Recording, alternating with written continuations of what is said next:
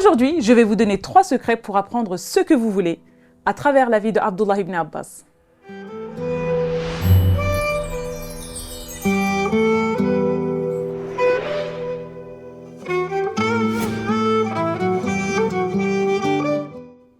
Alors, bienvenue à tous à cet assis spirituel. Aujourd'hui, on va parler d'Abdullah ibn Abbas, Inch'Allah.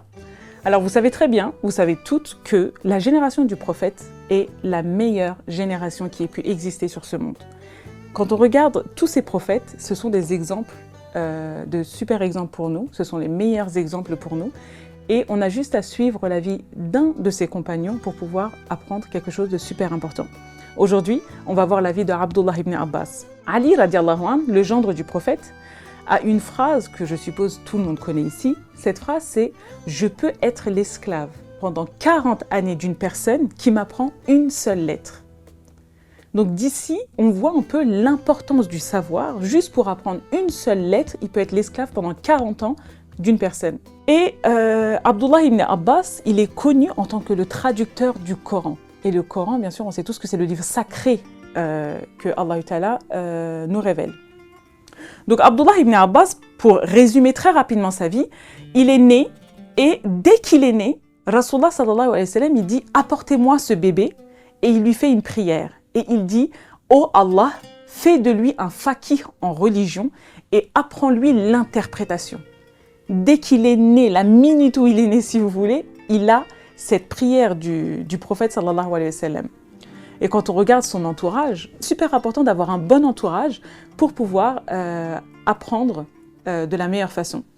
Quand on regarde son père, Abbas, radiallahu anhu, c'est l'oncle du prophète. Sa mère, elle s'appelle Lubabatul Kubra. Lubabatul Kubra, je vais vous en parler tout à l'heure parce que c'est vraiment... je vais vous parler de toutes ses sœurs. En fait, c'est une famille très importante à la Mecque.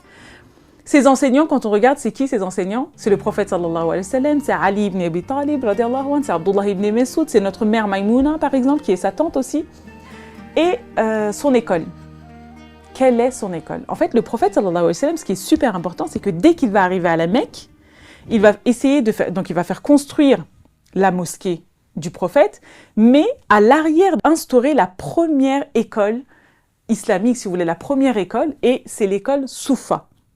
C'est une école super importante où les compagnons qui n'ont pas de famille ou qui sont pauvres, etc., ils vont étudier dans cette école-là. Et ce qui est super important, c'est qu'en fait, ils vont, si vous voulez, c'est la caméra de l'époque, en fait. Ils vont enregistrer tous les pas et les gestes du prophète, sallallahu alayhi wa sallam, qui vit juste à côté de la mosquée.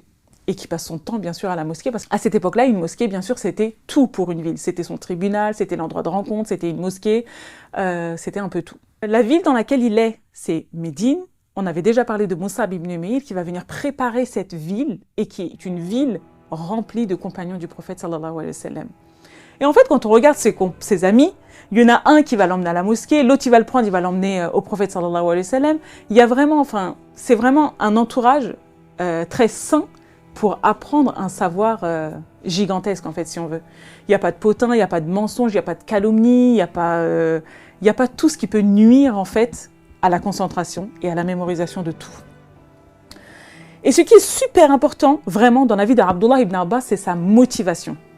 Et ça va être une de nos clés, c'est un des secrets pour apprendre tout ce qu'on veut. En fait, c'est la motivation que nous, on va avoir pour apprendre quelque chose. Donc, en fait, on demande à Abdullah ibn Abbas, on lui dit « Oh Ibn Abbas, comment as-tu appris autant de savoir ?» Et il va dire avec 2 choses. Et là, je vous révèle les 2 premiers secrets pour apprendre tout ce qu'on veut.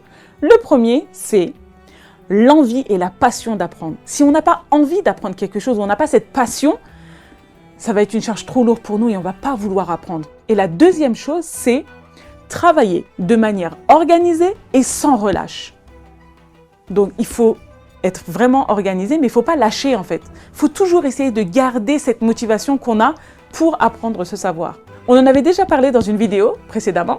On avait dit que dans tous les savoirs, qu'on étudie du droit, qu'on étudie de la sociologie, qu'on étudie de la psychologie ou même des mathématiques ou du français, on peut trouver l'exemple, on peut trouver notre prophète sallallahu alayhi wa sallam à l'intérieur de toutes ces études en fait. On peut vraiment trouver les beautés de l'islam et la beauté de cette religion. Abdullah ibn Abbas va naître la 8e année de l'islam et donc il va naître dans une période très difficile à la Mecque. C'est toutes ces années de boycott où on va faire vivre de très très mauvais jours aux musulmans. Et c'est vraiment une période difficile. Lubabatul Kubra, donc la mère de Abdullah ibn Abbas, elles sont 9 sœurs. Et ces 9 sœurs vont devenir musulmanes, mashallah. Et en fait, quand on regarde, c'est un peu toutes les tantes donc, de Abdullah ibn Abbas. Qu'est-ce que ça veut dire une tante, en fait, un peu à cette époque-là? Ça veut dire que lui, en tant qu'homme, il peut rentrer facilement dans la maison de ces femmes-là. Mais qui sont ces femmes-là? On a Esma, radiallahu anha, qui va se marier avec Jafar, radiallahu anha, qui va se marier avec Abu Bakr et qui va aussi se marier avec Ali, radiallahu anha. Donc, en fait, il va voir la vie de ses compagnons de très près, en fait. On a sa tante Selma, radiallahu anha, qui va se marier avec qui? Avec Hamza, radiallahu anha. Ensuite, on a Zaynab, radiallahu anha, qui est aussi la sœur de Lubabatul Kubra, donc la tante d'Abdullah ibn Abbas. Et elle va se marier avec le prophète, sallallahu alayhi wa sallam. Et on a aussi notre mère Maïmouna, qui va aussi se marier avec le prophète Mohammed, sallallahu alayhi wa sallam. Donc en fait, il va rentrer et sortir très facilement dans toutes ces maisons et il va observer tous les compagnons du prophète et il va enregistrer comme une caméra la vie du prophète, sallallahu alayhi wa sallam.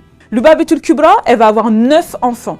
Et ces 9 enfants vont partir dans le monde entier et ils vont tous mourir là-bas. Ils vont mourir dans les 4 coins du monde, si vous voulez. On en a qui vont être aussi à Médine, à Taïf, en Tunisie, en Ouzbékistan, et on en a aussi en Iran. Lorsque le prophète sallallahu alayhi wa sallam et Abu Bakr vont réaliser ce grand voyage, le voyage de l'Hégire, Abdullah ibn Abbas, il va avoir que 4 ans.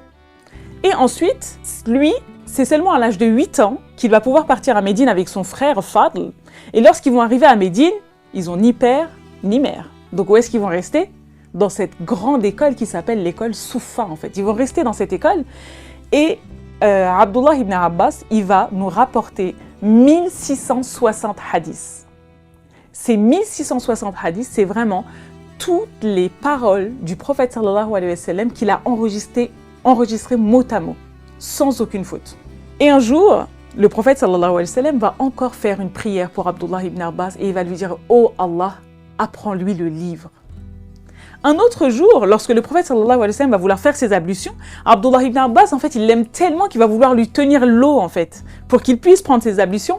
Et encore une fois, regardez la 3e prière que Abdullah ibn Abbas a du prophète sallallahu alayhi wa sallam, reçoit du prophète sallallahu alayhi wa sallam, c'est « Oh Allah, fais de lui encore un faqih dans la religion et apprends-lui l'interprétation du Coran. » Vous vous rendez compte que le prophète sallallahu alayhi wa sallam va faire une prière pour lui pour qu'il puisse interpréter d'une manière exacte les versets de notre Créateur. Et vous allez voir que il ne va pas comprendre seulement le verset tout court, il va vraiment comprendre tout le sens qui est caché derrière chaque verset. Et donc en fait, il va comprendre la profondeur et le sens réel des versets. Un jour catastrophique à Médine, c'est le jour où le prophète va quitter ce monde.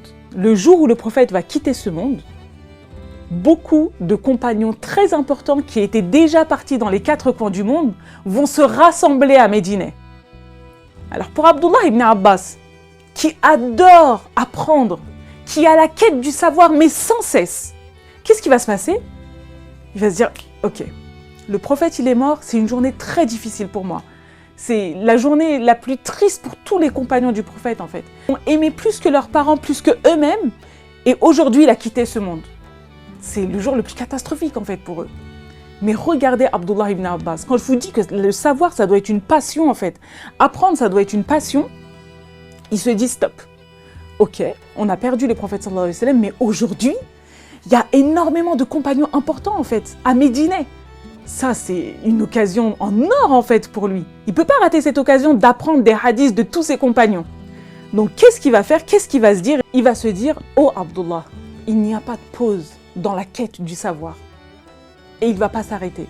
Et ce jour-là aussi, il va essayer d'apprendre en fait des hadiths de tous les compagnons qui sont arrivés en fait à Médine pour les enterrements du prophète sallallahu alayhi wa sallam. Qu'Allah nous accorde l'envie et la passion d'apprendre et qu'il nous apprenne à travailler d'une manière organisée et sans relâche, Inch'Allah. La suite de la vie de Abdullah ibn Abbas sera dans une prochaine vidéo. Pour l'instant, je vous demande de liker, de commenter bien sûr et de partager cette vidéo avec vos amis. Assalamu alaikum.